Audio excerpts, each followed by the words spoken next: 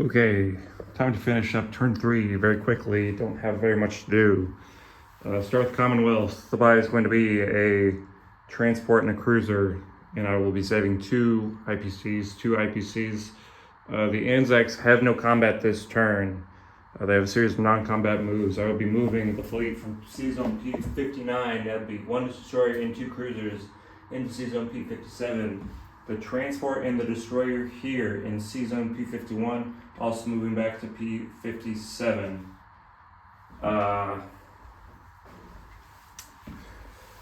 In Africa.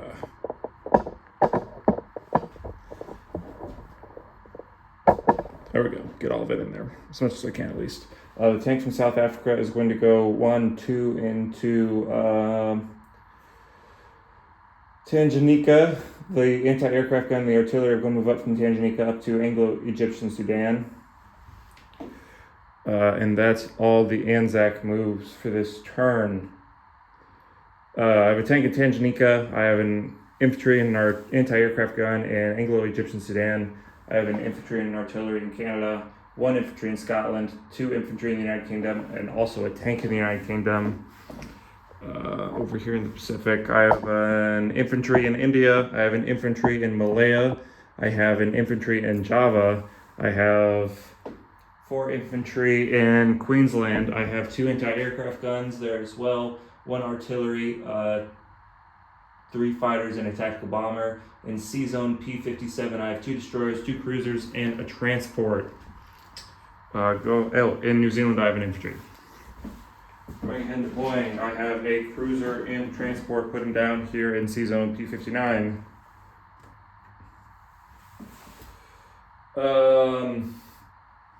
Still have their original 19, haven't lost any territories. Plus the 2 for Java puts us at 21.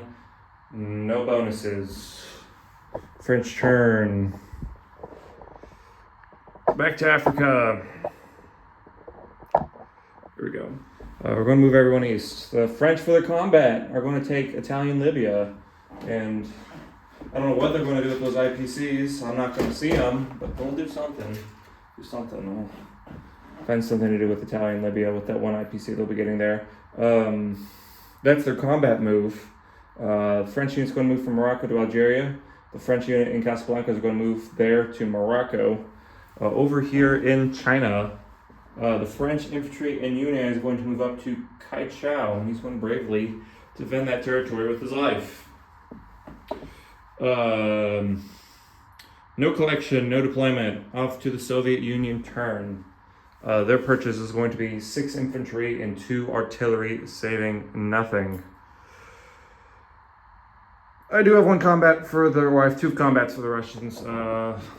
First one's going to be over here in the east. In Yakut, 6 infantry are going to be charging up and attacking 1 infantry in Buryatia. I'm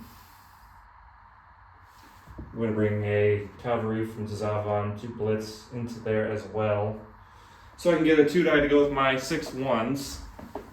Over here in the Baltic, I'm going to take 1 artillery from Leningrad and 1 infantry from Estonia, Latvia. I'm going to put it in the transport, and I'm going to have them attack Finland. The cruiser is also going to bombard Finland. I'm going to take 1 fighter from, this will be Smolensk, move it 1, 2, 3 to attack Finland. It'll have 1 move remaining, and that will be the Russian attacks. Yep, let's do it. Let's roll some dice.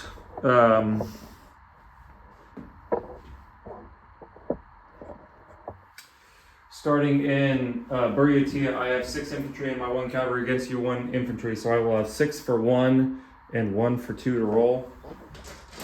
You'll have 1 defending at 2.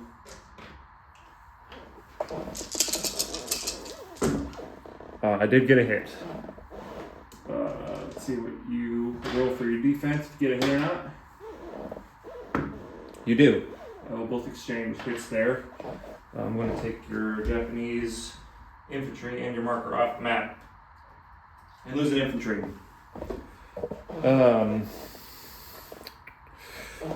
Finland, this one's a little bit more sketchy. I have an infantry and artillery, a cruise bombardment, and a fighter against 2 defending infantry.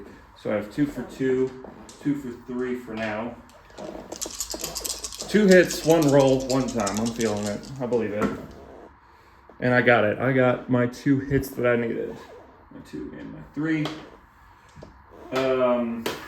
You're going to have 2 rolls for 2 for defense. Possibly deny me the territory. I'm not sure I'm willing to lose the fighter for this, so please don't roll 2 hits. You got 1. 1 is reasonable. We'll do 1. Going back to the map here. I'm going to put a hammer and sickle on Finland. Right here. And lose an infantry from that. I'm also going to update my Buryatia to reflect my lost infantry there. We need to put a hammer and sickle there as well. Oh, no, we don't, because that's originally Russian, of course. We'll do my non-combat moves next. Since I'm focused here on the east, I'm gonna split these anti-aircraft guns up. I'm gonna put 1 here and the other in Dornod.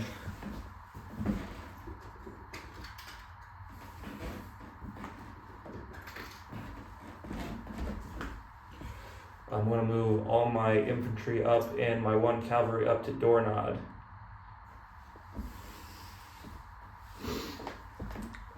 Back on the eastern front. Zoom in a little bit here so you can see it all. Nice. My 2 infantry and my artillery from Stalingrad are going to move up to Rostov. My 3 infantry are going to also join them in Rostov. Bryansk infantry is going to stay there. Belarusian infantry is going to stay there. There should be an infantry in Estonia, Latvia. Not a chip, but an infantry. He's going to stay there. My fighter, I'm going to have to land in Karelia. It only has 1 move left. My 2 fighters and my tactical bomber from Smolensk are going to land in Leningrad. My fighter from Moscow is also going to go to Leningrad. 3 infantry from Leningrad are going to move to Smolensk, but before I do that, I'm going to move my Smolensk pieces. Let's see, that'd be 5, 6, 7, 8, 11 infantry to Bryansk,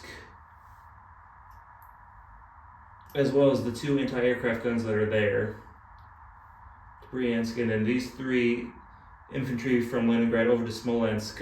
Here I have 5 infantry in Kaluga. They're going to move to Smolensk.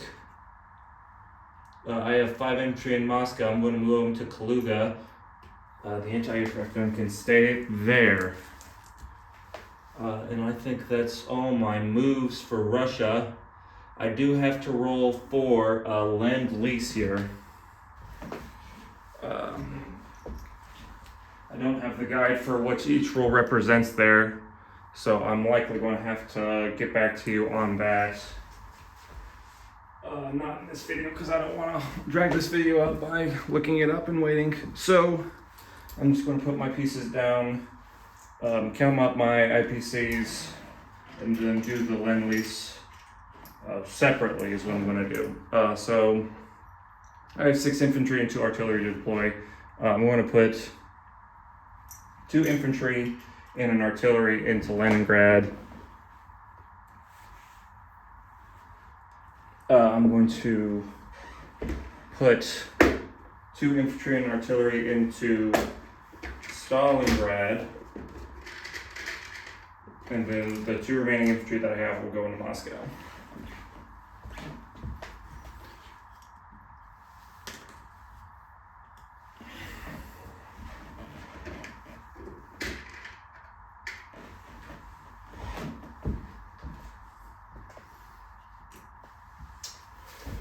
Okay. Counting up some units, I have an infantry in Estonia, Latvia, 1 in Belarus.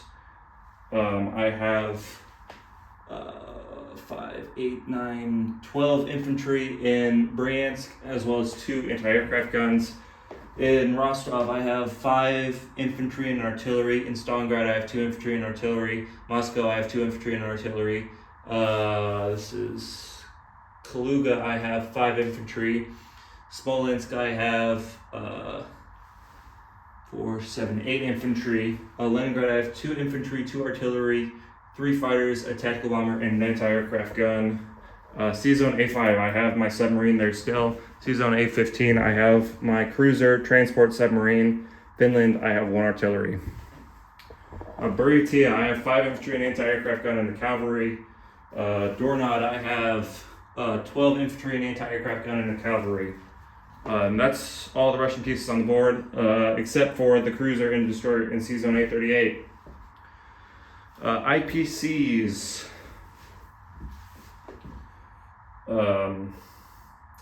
Russia starts with 40, lost Bessarabia, lost Ukraine, lost Western Ukraine, lost Eastern Poland, lost Lithuania. That is 6 IPCs lost there. Lost Saska. Let me zoom out here, I think, yeah. Lost Saska, lost Siberia, lost Amur. That is 10 total IPCs worth of original territories that the Russians have lost. They have picked up Finland, and they have picked up Ulaanbaatar, the Mongolian capital, Zavan. So that's 3 infantry, 3 IPCs they picked up, 10 that they lost. So we're going to collect 33 IPCs for the Russians. Oh, and we get a $2 bonus for controlling a pro-Axis or formerly German territory, put us at 35. I'm going to roll for my Lend-Lease and then post that short video. And that'll be the end of turn 3, going on to turn 4.